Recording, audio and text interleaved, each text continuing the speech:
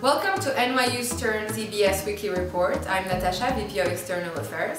And I am Frédéric, symbol for MBA2.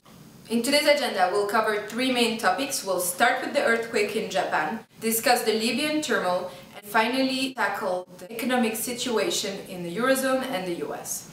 An unprecedented earthquake of magnitude of 8.9, 24 kilometers off the northeast coast of Japan, triggered a devastating tsunami. About 1,200 people died, infrastructure was destroyed, which made the rescuing effort even worse. But the situation may deteriorate further. After the explosion of a nuclear reactor on Saturday, the risk of a meltdown of a nuclear plant is not improbable and could become the worst accident in history of nuclear plants. Since Japan is the third largest economy with a GDP of $5.4 trillion, the earthquake has shaken both local and global markets.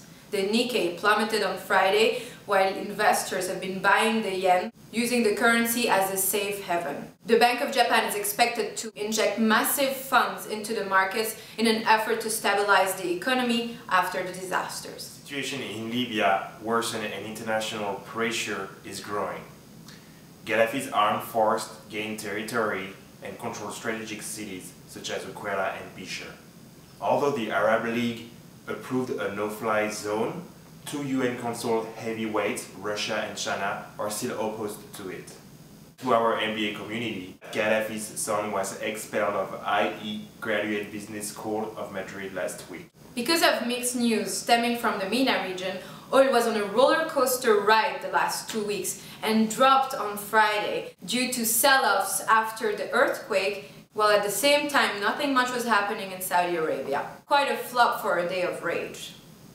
Crude oil still ended the week above $100 a barrel, which according to Prince Al-Walid bin Talal is not justified a level. Moody's downgraded Spain's sovereign debt by one notch to AA2 over concern of its cost of bailing out its banks. Moody's also downgraded Greece's debt by 3 notches to B1 over concern of its needs to restructure its debt by 2013.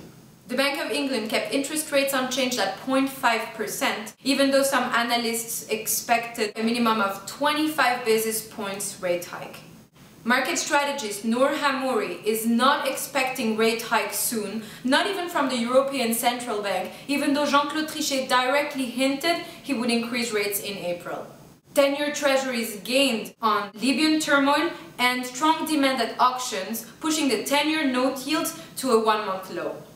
Also, choppy week for equities. The S&P traded under the 1300 psychological threshold on Thursday, with sell-offs on the back of negative news related to China's slow export growth and increased US jobless claims, but ended the week at 1304.